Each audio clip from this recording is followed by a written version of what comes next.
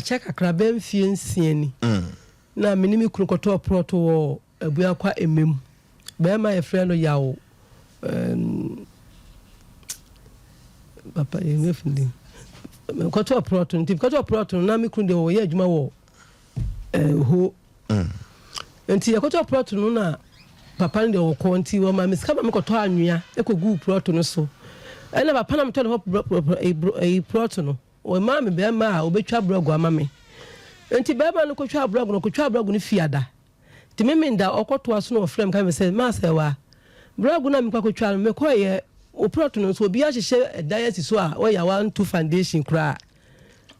da wa hye me be say me tenten na me say sene say no say ne bra behwe enti me tua na makoy na sa me making so me koto proto half ena me nuen so ye friend say wa asem ya ena me ka che ne say so we ska o ho a manya proto bi ye fu nti wo me nto ne ye nche ena wo se wate ti me sa me de na ye che wo no ne de na sa me no na madika to me de no nti na wo no ne de obeto ka me de na ne sika no ekoso che me de o to de ne say me to be de 25 million o se ene people so be yama me no be 25 am powerful so to na de ne say so de 30 million okay enti afa de wa che proto yama ye afa de me de anwa kugu me de so a ye ko ya proto no atwa me na ye papa no aton won so na ton yo se yo me de mfie ni papa be mfie nsia ko no sonso ni wa ton proto na ma ni pa foforo abra me manwa gu ho me plug gu su gu ho ana me call ho na me friend phone so na me friend daddy ya me so me kunu no wade ya untina me friend papa no so daddy na daddy ya me pa che o fie anka o ba proto si sia behwe ade ma me ene wo se wa ade na me se me ba ye proto me ba ye bi ode ma me no obi so ba hye blog anadwi abla wan twa foundation kranti wo mehwe ma me enti mra wo ba ye no wo se wa de me pa cho me ma me nua bi wonya kra se na ni wo ye bayfo nti wo de wo de na sama ba proto wo se so no de me twa foforo ama ana me se de mate enti ka eno amu na me ba fie no na ye frɛ me se me kunu wa anche bia be na otwum ye nu ho na ye se me kunu afiri ma bi wo no na me frɛ ne ka ye se daddy ya se papa na afiri mu enti wo de nyame bo ye bibia wi a na ma ba me proto no so na ase wate afa de wase me ko ya proto na odi amu obi na me frɛ me kunu ka kire no sabe na papa nya nwu ye me ka nya se daddy ya proto na e papa de ma ye no odi amu obi asa ato nti o se obetwa foforo amaye ene wase okay wo de se odi amu obi ato ko ka ho asem bia na me ba na me na ko ka ho asem ene papa na ama biem na odi firi mu nti ye nyina ntoto ye nyina wie na me ko no se me ba beto me betwa blog na to aso na jade betima yemaye me ko ya wase o blog no me de amu me de asie be beti betwa plot me foforo ma wa na me de plot blog na ma when the blog na ye dey we de ama obi wa twa o blog no blog 400 no a we di besi uda no wo de ama hwan we de ama obi nipa no o fa me plot no se we de ama no se eni ma anwa ni nyina da di sa me kra anwa me 15 million woni anwa ni nyina we hina wase we de nipa kro no afanti se woni wo twa plot no mamia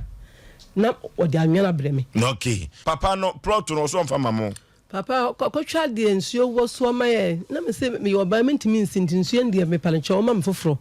wase e ho nya nsuo nso ho nya nsuo me se mentimi nsi ti die na pese ye ma ho madam be se me moje me plot wo me e ho ni pa cho monye nsuo tu na why dan is suro ho no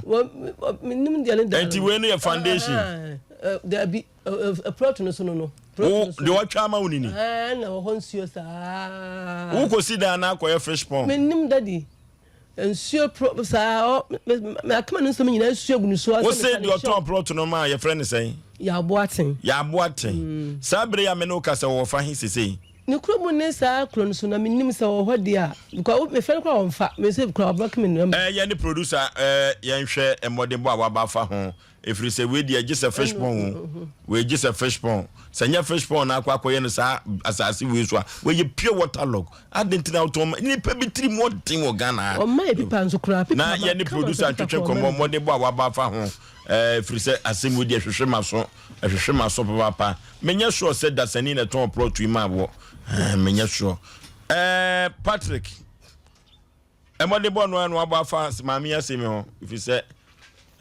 asemi anu den osi obe mameda asipi na machia SOMPA etifo ni ahwefo a abrene bebia omuti ehwe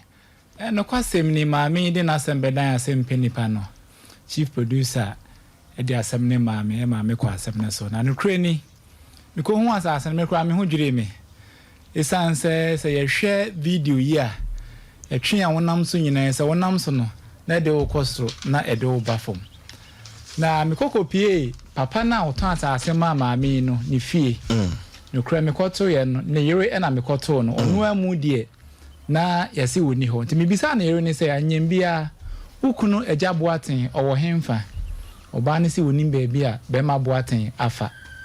me yese ne nka menya na wapia bonten anase watu kwai osi onim baabi a wafa se wapia bonten anase watu kwan ono de ontimi nkyere eye ne yere no eti me yese me frɛ papa no senior me frɛ papa ne friend phone ne konso so obi eden emfa te maame nam so de encourage se ni obeduru a omunyina sutre se na sem aba abedi sompa se mpenipa nti womra na yentina senka asomdwe nsem ene se ye kase ahwe papa nim from santen bepem sabre onye epeni se obegye ese okay na woni ape asomdwe okay ye beda se na chese ya frɛ na ye ko ya tua ya namon akoho efri se ye yenche asunti asem penipa yenche sufa se ye ko investigation eden pass mu se ye ka asem o TV show na se pani boate no osi kro no ye he ebia emem moki se pass mem noki eya asem Ghana o